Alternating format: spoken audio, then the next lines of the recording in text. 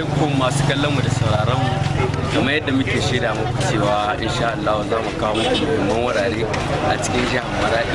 Don haka a yau ga mu cikin babbar kasuwa jihar Maradi.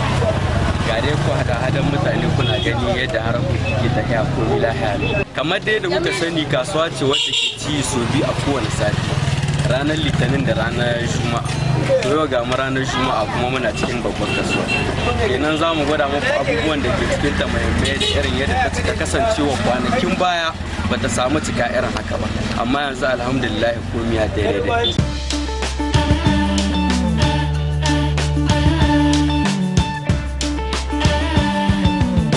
Kamar yadda kuke ganin mu a yanzu ga mu a maraba da baki.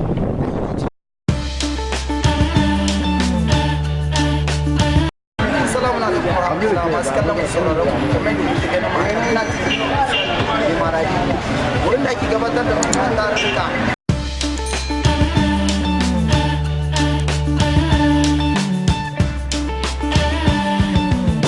Yawai jama'a kamar dai da dai kuke ganin mu ne yanzu dai gare muna a bakin rankuwan na gidan gwamnan jiha.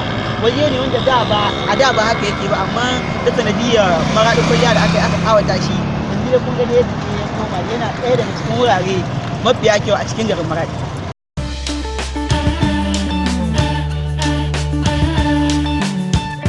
Su kallon mu da sauraron mu a nan da kuke ganin muna kofar gidan Sultan Ali Zaki wato kan giwa.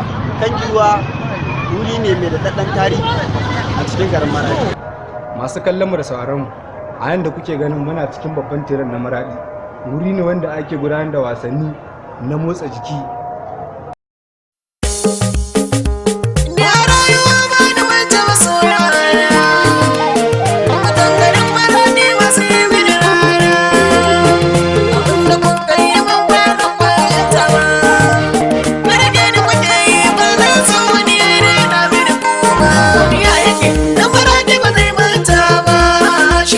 Allah domin